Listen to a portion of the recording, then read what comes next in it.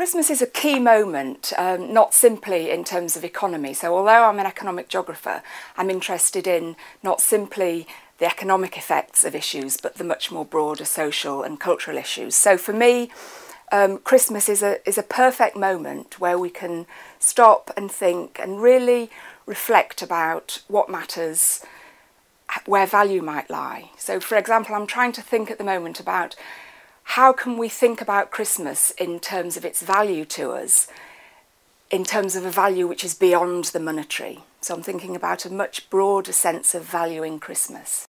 The economic climate is horrendous and many people are struggling, and I wouldn't want to belittle that for a moment. I'm consciously aware of those sorts of pressures.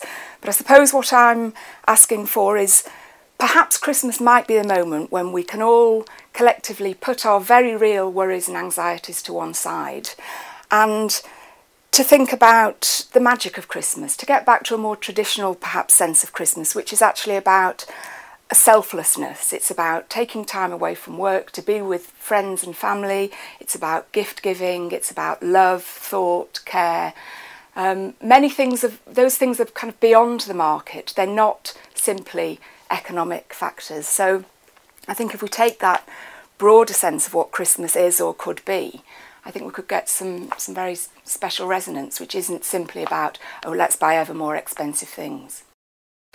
Now, I think what's interesting for consumers is that we have more power and knowledge than we've ever had before.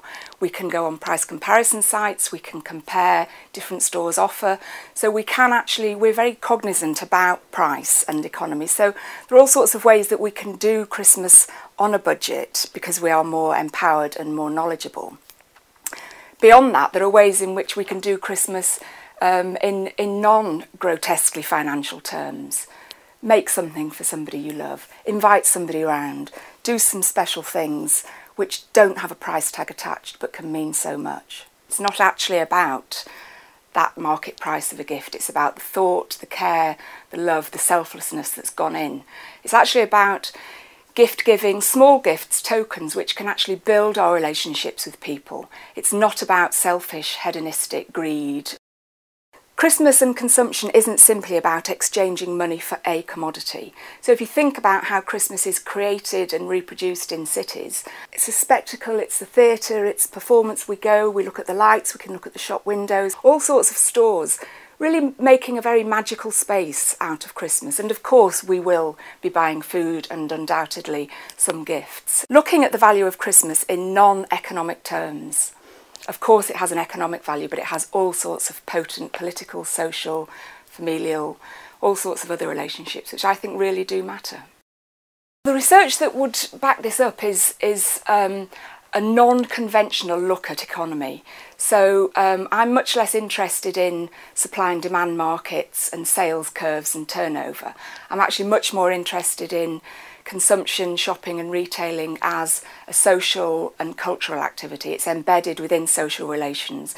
Consumption has often been held up as the evil of contemporary economy. It isn't. You know, what the world actually desperately needs is more consumption in many senses.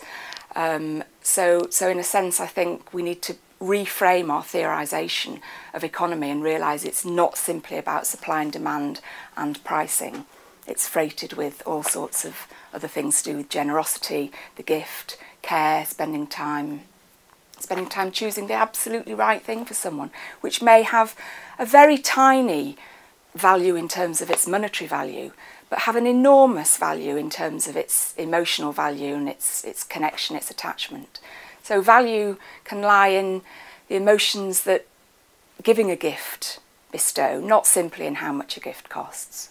You know, people could try to make their own Christmas cards or get their children to bake something special for relatives or grandmas. There's been a polarisation of retailing on the high street, so the design-led top end is doing quite well, but so too are the discounters. The difficulty, I guess, with that is that raises all of those much broader global questions about if we can buy a t-shirt for £1, what are the geographies that underpin that? Who might have made that? You know, if we can buy a chicken for £1, what value is put on that life? So there are some broader and quite complex and difficult issues that we have to take on board if things can be produced and sold at such minuscule prices. And yet some people are in a position where that's the limit of their budget. Absolutely, absolutely. And you wonder, perhaps, are they going to go to a discount store, or maybe they'll go to a charity shop and find something that is absolutely special, that has a history, it has a life, it has some sense of origins, provenance perhaps, and may cost very little indeed. So, but of course it takes an enormous amount of time to scour charity shops to find just the right thing. I suspect what this Christmas will mean more than ever is depressed retail sales, but also consumers who are becoming much wiser, much more savvy and much more able to seek out appropriate ways of doing shopping. So we are agnostic in terms of where and how we shop. So we might be doing it via the web, we might be at a charity shop, we might be doing it from our phone, or we might be on the high street. So I think overall depressed future in terms of retailing, but some quite clever, inventive ways that the consumer can negotiate different kinds of markets. The value of something increasingly doesn't actually lie in its logo or its brand. You know, if I asked you, what's your most valuable item of clothing? I suspect you wouldn't say it's your most expensive. It might be something that you enjoyed a special occasion in, it might be something that was gifted to you. Things have value for all sorts of different reasons, and I think retailers are beginning to realise that a brand and a logo and an inflated price tag simply isn't enough now to convince.